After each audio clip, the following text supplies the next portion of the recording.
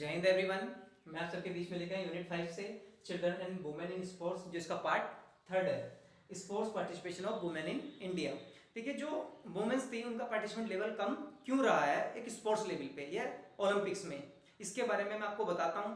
देखिए, इसका जो फर्स्टली मीनिंग है, जो वुमेन्स थी कंपैरिजन टू मैन, वुमेन्स को कम अपॉर्चुनिटी मिलती थी, क्योंकि जो सोसाइटी थी, जो फेडरेशंस थी, ये वुमेन्स को कम अपॉर्चुनिटीज देती थी। या आप इस चीज को मानो कि एंशिएंट टाइम पे इनको बिल्कुल भी अपॉर्चुनिटीज नहीं दी जाती थी, जिस कारण वुमेन्स का पार्टिसिपेंट लेवल बिल्कुल कम रहा है हमारे ओलंपिक्स में या फिर किसी भी अदर स्पोर्ट्स एक्टिविटी में या फिर किसी भी गेम्स एक्टिविटी में, जिस कारण कहीं ना कहीं ये कमी रही है फेडरेशन या फिर सोसाइटियों की कि इनको जो स्पोर्ट्स देखने के लिए भी या किसी भी ओलंपिक में पार्टिसिपेट करने के लिए भी इनको कोई अपॉर्चुनिटी नहीं दी जाती थी। तो कहीं ना कहीं ये कमी रही है, जिस कारण वुमेन्स का जो पार्टिसिपेंट लेवल है वो कम रहा है ओलंपिक्स के अंदर। यहीं पे मैं बात करता हूं नेक्स्ट पॉइंट की। तो नेक्स्ट पॉइंट है, देखिए 1896 में जो फर्स्ट ओलंपिक हुए थे ये हमारे एथेंस में हुए थे।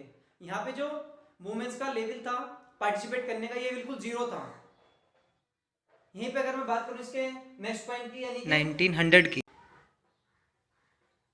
तो यहाँ पे जो इनका पार्टिसिपेंट लेवल था ये इनका बढ़कर 22 हो चुका था।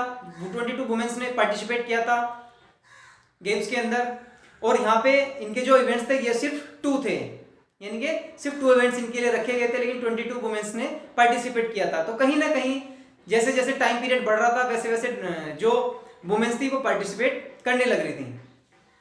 फिर नेक्स्ट मैं बात करता हूं 1904 की। तो देखिए 1904 में क्या होता है, 6 वुमेन ने पार्टिसिपेट किया था ओलंपिक्स के अंदर, गेम्स के अंदर, और यहां पे जो उनका इवेंट थे वो उनके 3 थे। यहां पे इनके लिए 3 इवेंट्स रखे गए थे, जिसमें इनकी 6 जो वुमेन्स थी उन्होंने पार्टिसिपेट किया था। यहीं पे अगर मैं बात करूं 2000 की, ठीक है, 2000 में क्या हुआ था, जो ओलंपिक्स हुए थे वे हमारे सिडनी में हुए थे, और यहाँ पे जो वुमेन्स की जो स्ट्रेंथ बढ़कर, जो इनका एक रेशियो था वो इनका बढ़कर, इनकी जो परसेंटेज थी वो इनकी 4609 हो चुकी थी। और यहीं पे अगर मैं बात करूं जो इसमें टोटल पर्सन थे, टोटल जो स्पोर्ट्समैन थे, ये जो टोटल पर्सन थे जिन्होंने सबने मिलकर इसमें भाग लिया था, वो टोटल 10,500 थे। इसमें सिर्फ 199 कंट्रीज ने हिस्सा लिया था इस वाले ओलंपिक्स में, यानी कि जो हमारे सिडनी में हुए थे। अब मैं बात करता हूं 2008 की। 2008 में जो ओलंपिक्स हुए थे ये बीजिंग में हुए थे। यहाँ पे जो वुमेन्स का लेवल था ये बढ़कर हमारा 4637 हो चुका था, और यहीं पे अगर मैं टोटल पर्सन की बात करूं तो ये मेरा 1700 के पास आ चुका था। और इसमें जो कंट्रीज ने हिस्सा लिया था ये हमारा 205 कंट्रीज ने हिस्सा लिया था। यहीं पे मैं बात करता हूं अपने नेक्स्ट पॉइंट की, यानी कि जो 2012 में हमारे कंपटीशन हुए हैं, यानी कि जो हमारे ओलंपिक्स हुए थे ये हमारे लंदन में हुए थे। यहाँ पे वुमेन्स का जो रेशियो है वो बढ़कर 4862 हो चुका था, और यहीं पे जो टोटल पर्सन थे, जो टोटल स्पोर्ट्समैन थे, उनकी जो स्ट्रेंथ थी वो बढ़कर 10,960 हो चुकी थी। और यानी कि टोटल जो कंट्रीज थी वो 205 कंट्रीज ने यहाँ पे हिस्सा लिया था। देखिए, एक बहुत ही मशहूर राइटर हुए हैं जो ऑस्ट्रेलिया के थे, हॉलैंड की एक ड्राइवर थी, कार ड्राइवर, लेडी ड्राइवर थी। उन्होंने उनके ऊपर कमेंट करते हुए बोला था कि जो लेडीज हैं किचन्स का जो काम करती हैं ये वहीं पे स्टैंड करें। उन्होंने ये अपना कमेंट जायज़ किया था, ये राइट किया था, लेकिन अब ऐसा नहीं है, क्योंकि हम लोग भी इस चीज़ को देख रहे हैं, जो वुमेन्स हैं वो स्पोर्ट्स में बहुत आगे तक जा रही हैं। जैसे पीवी सिंधु है, मैरी कॉम है, मिताली राज है, और हमारा साक्षी मलिक है। ये सब लोग बहुत आगे तक जा चुके हैं, तो ये कहीं ना कहीं आइडियल बन चुके हैं, हमारी नई जनरेशन के लिए कहीं ना कहीं एक आइडियल बन चुके हैं, जिससे वुमेन्स में एक नया इंकरेज आया देखने के लिए मिला है। यानी कि जो अब का लेवल है और जो पहले का लेवल था उसमें बहुत ज्यादा डिफरेंस हो चुका है। अब वुमेन्स बढ़ चढ़कर हिस्सा ले रही हैं। अब कर लेता हूं कि वुमेन्स का जो पार्टिसिपेशन है वो कम क्यों रहा है, इसको हम पॉइंट्स के आधार से बताते हैं, समझते हैं। देखिए फर्स्ट पॉइंट है लैक ऑफ टाइम, यानी कि उन पर टाइम की कमी रहती थी। क्यों? क्योंकि जो वुमेन्स हैं वो घर का जो सारा कामकाज होता है वो उसमें व्यस्त रहती थी, तो कहीं ना कहीं उनका जो ट्रेनिंग टाइम है वो उनको नहीं पूरा मिल पाता था, या फिर वो देर तक प्रैक्टिस नहीं कर पाते थे। फर्स्टली उनके पास टाइम की नीड नहीं होती थी, जिसकी उनको सबसे ज्यादा जरूरत थी। यहीं पे बात करें सेकंड पॉइंट की, लैक ऑफ सेल्फ कॉन्फिडेंस। देखिए जो कॉन्फिडेंस लेवल है वो वुमेन्स का कम होता है कंपैरिजन टू मेंस अपने आप को प्ले करते हैं किसी भी एक्टिविटीज में तो फुल कॉन्फिडेंस के साथ प्ले करते हैं, और गर्ल्स थोड़ा सा हिचकिचाती हैं। यहीं पे मैं बात करता हूं नेक्स्ट की, यानी कि रोल मॉडल। देखिए जब वुमेन्स पार्टिसिपेट नहीं करती थी तो इनके लिए रोल मॉडल नहीं थे, लेकिन अब ऐसा है इस टाइम पे। क्यों? क्योंकि जो पीवी सिंधु है, मैरी कॉम है, पीटी उषा है, साक्षी मलिक है, मिताली राज है, ये सब इनके आइडल बन चुके हैं। क्यों? क्योंकि अगर वो एक अच्छे लेवल तक जा सकती हैं तो ये भी, यानी कि जो हमारा नया जनरेशन है अगर ये भी अच्छे से तैयारी करेगा और अच्छे से अपने आप को रिप्रेजेंट करेगा तो ये भी कहीं ना कहीं अपने आप को रिप्रेजेंट कर सकती हैं। यहीं पे मैं बात करता हूं इसके नेक्स्ट पॉइंट की, जो है मेरा fourth point, less number of women coaches. देखिए कहीं ना कहीं हमारे जो ओलंपिक्स में जो पार्टिसिपेंट लेवल जो कम रहा है वुमेन्स का, वो इसलिए रहा है क्योंकि जो वुमेन्स होती हैं कोचेस वो कम है, उनकी नीड है अभी भी हमारे यहाँ पे। क्यों? क्योंकि एक तो फर्स्टली उनको फर्स्ट प्रायोरिटी नहीं दी गई थी फर्स्ट शुरू से ही, जिस कारण अभी भी हमारे इंडिया लेवल पे ये चीज कम है, यानी कि जो वुमेन्स हैं कोचिंग, जो वुमेन्स कोचेस हैं वो कम है, जिसके कारण जो वुमेन्स होती हैं वो अपनी प्रैक्टिस या ट्रेनिंग अपनी अच्छे से नहीं कर पाती। हेडिंग की जो है मेरा मिनार्चे एंड मेंस्ट्रुअल डिसफंक्शन। देखिए यहाँ पे बात कर लेता हूँ मैं इसके मिनार्चे की। देखिए मिनार्चे को मैंने 3 स्टेज में डिफाइन किया है, 3 एजेस में डिफाइन किया है इसको।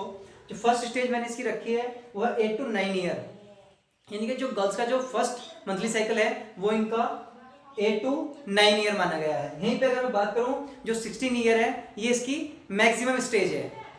यहीं पे अगर मैं बात करूं 12 ईयर की, तो 12 ईयर में जो मंथली साइकिल है वो गर्ल्स को, ये वुमेन्स को हो जानी चाहिए, ये सबसे सुटेबल एज मानी गई है। अगर ये नहीं होता है तो कहीं ना कहीं इनको, अगर मंथली साइकिल अगर इनकी नहीं होती है तो कहीं ना कहीं इनको प्रॉब्लम फेस करनी पड़ती है। यहीं पे अगर देखिए अगर जो मंथली साइकिल अगर वो इनकी लेट स्टार्ट हो रही है तो कहीं ना कहीं इनको गेम्स में फायदा मिलता है, जैसे कि आपका जिम्नास्टिक है। अगर इनकी जो मेंस्ट्रुएशन साइकिल है वो इनका जल्दी स्टार्ट हो जाता है तो कहीं ना कहीं इनको फायदा मिलता है गेम्स के अंदर, जैसे कि स्विमिंग। ये मैंने आपको फॉर एग्जांपल के थ्रू बताए हैं। ट्रेनिंग टाइम पे मंथली साइकिल अगर हो रही है तो गर्ल्स को ये कॉम्प्लिकेटेड बना देते हैं। करते हैं मेंस्ट्रुअल डिसफंक्शन की। देखिए जो 21 to 35 डेज होते हैं ये बिल्कुल सुटेबल माने गए हैं मेंस्ट्रुएशन साइकिल के लिए, क्योंकि इसमें मंथली क्यूरिंग का होना कंपलसरी होता है। क्योंकि अगर ये हो जाता है तो सही होता है, अगर ये नहीं हो रहा है मंथली क्यूरिंग तो अगर ये डिले हो जाता है तो कहीं ना कहीं न्यूट्रिशन की कमी होती है, या फिर अच्छी डाइट का नहीं लेना होता है, और अपनी वर्कआउट को सही से नहीं कर पाना, या फिर ट्रेनिंग टाइम पीरियड पे अपनी एक्सरसाइज को सही से नहीं किया होता है। नेक्स्ट हेडिंग थी फीमेल एथलीट ट्रेड। देखिए फीमेल एथलीट ट्रेड का मीनिंग समझ लेते हैं पहले क्या होता है। देखिए इस स्टेज में वुमेन्स को जो 3 डिसीज हैं अगर वो हो जाती हैं, यानी कि इन 3 डिसीज में से अगर किसी को एक डिसीज भी हो जाती है तो उसको 2 डिसीज का होना कंपलसरी माना गया है। फर्स्ट देखिए जैसे कि ऑस्टियोपोरोसिस है, एमेनोरिया है, ईटिंग डिसऑर्डर है। सपोज दैट किसी को अगर ईटिंग डिसऑर्डर है तो उसको फर्स्ट और सेकंड डिसीज होना कंपलसरी है। यहीं पे अगर मैं बात करूं सेकंड डिसीज की, एमेनोरिया, अगर किसी को सेकंड डिसीज हो जाती है तो यहाँ पे फर्स्ट और थर्ड डिसीज का होना कंपलसरी है, यानी कि जैसे ऑस्टियोपोरोसिस, ईटिंग डिसऑर्डर। यहीं पे अगर बात की जाए किसी को अगर फर्स्ट डिसीज किसी वुमेन्स को है तो उसको सेकंड और थर्ड डिसीज का होना कंपलसरी है, यानी कि एमेनोरिया और ईटिंग डिसऑर्डर होना कंपलसरी माना जाता है। अगर किसी भी गर्ल से किसी वुमेन को कोई भी अगर एक डिसीज हो जाएगी तो ये कंफर्म है कि उसको और 2 डिसीज होंगी ही होंगी। जो ऑस्टियोपोरोसिस डिसीज है ये अक्सर मैन के कंपैरिजन वुमेन्स में ज़्यादा देखने को मिलती है, क्योंकि ठीक से डाइट का नहीं लेना, यानी कि न्यूट्रिशन का सही नहीं मिलना, कैल्शियम का सही नहीं मिलना, विटामिन का सही से नहीं मिल पाना, तो तो कहीं ना कहीं जो बोन मास होता है और यानी कि जो बोन डेंसिटी होती है वो कहीं ना कहीं कम हो जाती है, जिसके कारण हम मसल्स वीक हो जाती हैं। जब मसल्स वीक हो जाती है तो अपने ट्रेनिंग टाइम पे ये लोग वीक हो जाते हैं। इसी को मैं ऑस्टियोपोरोसिस, ये कहीं ना कहीं अपनी ऑस्टियोपोरोसिस डिसीज को इनवाइट कर लेते हैं। तो सेकंड डिजीज की एमेनोरिया। देखिए सेकंड डिजीज एमेनोरिया जो है हमारी, वो क्या है? देखिए जो मेंस्ट्रुएशन साइकिल है वो स्टार्ट तो हो जाती है, लेकिन फिर अगर वो बंद हो जाए तो इसके कारण अगर स्टार्ट होने के बाद अगर वो बंद हो जाती है तो कहीं ना कहीं वो एमेनोरिया की तरफ इस डिसीज को इनवाइट कर लेते हैं। यहीं पे अगर बात की जाए इसके सेकंड टाइप की, जो 18 इयर्स की जो एज है मंथली क्यूरिंग की, ये उसके बाद भी हो सकती है। ये मेरी एमेनोरिया डिसीज में आता है। तो देखिए नाम से ही क्लियर हो रहा है, यानी कि ज़्यादा मात्रा में, ज़्यादा अमाउंट में खाना खा लेना, और बाद में ये सोचते हैं कि मैंने ज़्यादा खाना खा लिया है तो मेरे गेम्स पे इफेक्ट होगा, मेरा जो स्ट्रेंथ पावर है वो कम होगी, मैं ट्रेनिंग टाइम पे अपने आप को रिप्रेजेंट अच्छे से नहीं कर पाऊंगी। उस दौरान वो वॉमिट वगैरह करना स्टार्ट कर देते हैं। तो ये मेरा 3 डिसीज थी आपके सामने जो मैंने फेस की है।